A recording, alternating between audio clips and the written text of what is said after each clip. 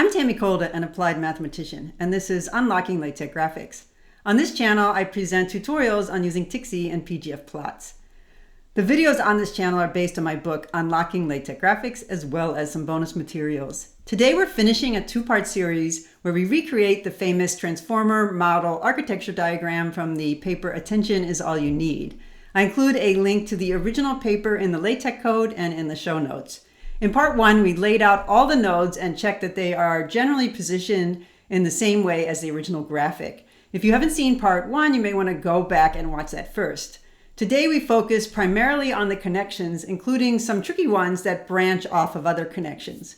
We'll also add the background rectangles as fitted nodes and the last bits of text that go on the outside of those nodes. Let's get started. We're carrying straight on from the document we finished in part one. We do, however, need a few more TikZ libraries today, so I'll go ahead and add those in here. We need arrows.meta for the arrowheads, calc for coordinate arithmetic, fit to size the background rectangles to specified contents, and background so that those rectangles can sit behind everything else. I need one more color today as well that we're going to use for those grouping rectangles that we'll be drawing later. I also need a couple more styles. Here I'm pasting two styles. The connector style is for all the connectors between the nodes. I'm setting its width and rounding the corners for the bends that we'll make. I set the arrowhead default to a stealth tip and scale it down to 70%. Not all the connectors have arrowheads, and so I'll specify that it has an arrowhead when I need it, but this just specifies what that default arrowhead will be. I will draw some of the connectors using regular draw commands and others using the edge command. So I'm going to set the default edge to use the connector style. I covered arrows and edges in earlier episodes that I'll link in the show notes. Let's start with all the straightforward connections, the ones that just go from one node to the next node.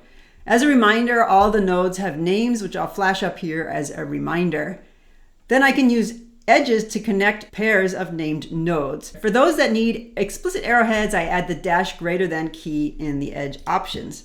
So when I compile that, we get all the straight edges that don't have anything branching off of them. Now for some more interesting connections. Let's draw the ones that starts here at L2. There's an edge from here to feed forward, and then there's another edge that comes off of that, loops up and connects to L4.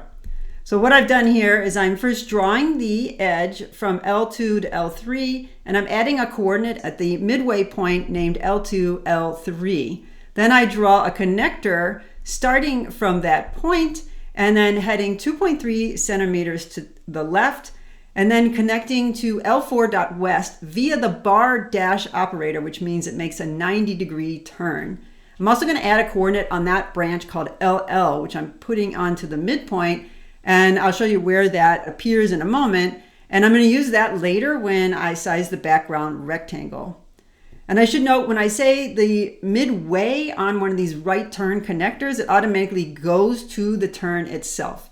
So let me go ahead and compile this so you can see what those arrows look like. And then I'll go back and I'll show you how the original figure looks so you can see how these compare. So again, I did spend some time figuring out the right distance and the right turning radius for those curves so that it matches pretty well the original figure. We have a similar branch on the right side, starting from the edge between R4 and R5. The main difference is that I'm putting the starting coordinate at the 0.3 instead of 0.5 position because a branch starts a little earlier in the original figure. I'm again adding a coordinate at the halfway point of the branch, this time called RR, which I'll use later when I size the background rectangle on the right. The attention nodes each have three inputs along their bottom edges in the original figure. So let's start with L1 on the left side. There's an arrow that's going to come up from the left plus into L1, and I'm going to add two coordinates along the way, one at the halfway point called LP-L1-1, and one at 70% called LP-L1-2. From LP-L1-1, I'm going to draw a connector up to the left and connect to that first add and norm node called L2. Then I draw a double-headed connector for the left and right parts of this trident coming into the bottom of L1 using coordinate arithmetic. I'm going to start from a point that's shifted over from L1.southwest by 0.5 0.45, and I'll make another point on the southeast side, again shifted in 0.45. So when I compile that, we get our little trident and our arrow coming up. If we go back and we show what the original figure looks like underneath, we can see that it's a pretty good match. The R1 node on the right gets the same treatment, just the mirror image, and so we have very similar code, and you see the connections here. The middle attention node on the right is a bit different. We have an edge coming from R2, but shifting right to connect to a point shifted left from R3's southeast corner. And then there's also an offshoot that goes around and connects to R4. So we're going to draw a connector heading up by 5 millimeters with a coordinate a third of the way up called R2, R3-1, another coordinate at that junction called R2, R3-2. Then we finish the connector with a dash bar operation to connect to the rightmost bottom input of R3, which remember is shifted over from the southeast corner. And then I add that offshoot that connects up and over to the add and norm R4 node. And so you can see the results over here when I compile that. Finally, we need this connection that links the two sides. We have an output from our node labeled L4 that goes over to the right, down through the center, and then hooks over to R3 in both the left and center inputs. First, I'm going to create a coordinate named midpoint, whose X value is halfway between the L2 and R3 nodes, and whose Y value is aligned with R2, R3-2. Then I draw a connector from L4.north up 6 millimeters over and down through midpoint and into R3 south. I use the bar dash and dash bar operators to make the right turns. Finally, I add that extra offshoot arrow, starting a hair to the right of midpoint and making a right angle to get to the point shifted right from the southwest corner of R3. Let me compile that, and you'll see that now we have every arrow in place. Let me check the whole thing against our faded original figure and see where we're at. Zooming out, we can see that everything is lined up.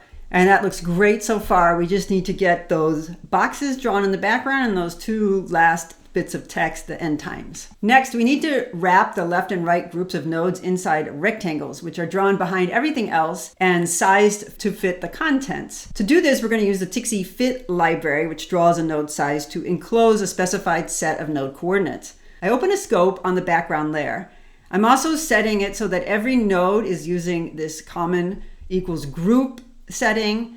I'm setting the inner separation to 3 millimeters, and I'm setting rounded corners to 10 points. It's more rounded than the regular nodes. The left rectangle is fit around the first coordinate on the arrow from left plus to L1, so LP L1-1, where we branch off. And that special coordinate we put along the first left branch called LL, we're going to also fit that. That kind of gives us the left boundary. And then finally, we're going to fit L4, which is going to get us our top and right boundary. I popped up an image showing the smallest yellow rectangle that includes these elements, and then the dashed line around that shows where our box will actually go. The extra inner separation adds a little extra white space around them, which gives us a nice boundary that matches the original figure. That's shown with the dashed line on this little image I'm popping up. The right is now analogous to the left, except for that the top node is R6 rather than R4 because they have more nodes on the right. So let's compile that and see what it looks like. That looks great. I covered the fit library and drawing in the background in earlier episodes, and I'll link those in the show notes. The last touch is text nodes on the outside of the rectangles. So I just add those two nodes as plain nodes, and if we compare this to the original one last time, we're going to see that we have a great matchup to all the design elements. The NX on the left is a little off kilter, but I made it aligned with the middle of the gray rectangle. So let me go ahead and turn that off, turn off the help lines, and also go up and turn off the little stuff that I'm drawing around those plain nodes. And then we'll see our final graphic. Here's our final figure, and I think that looks really great. I hope you enjoyed this two-part series on drawing the transformer model architecture diagram from the Attention is All You Need paper. In the first episode, we focused on placing the nodes using node styles and relative placement, and we learned about the node contents option for putting text directly into a style definition so we don't have to retype it every time. In this episode, we drew all the connectors using coordinate calculations and special bar dash and dash bar operators to make right turns in our paths. I include a link to the overleaf document I created today in the show notes. If you found this helpful or interesting, please click like or subscribe. If you have TikZ or PGF plots questions, please post them in the comments. If you want to learn more, please check out the other videos. I also have a book, Unlocking LaTeX Graphics, available for purchase at major book retailers. Thanks for watching.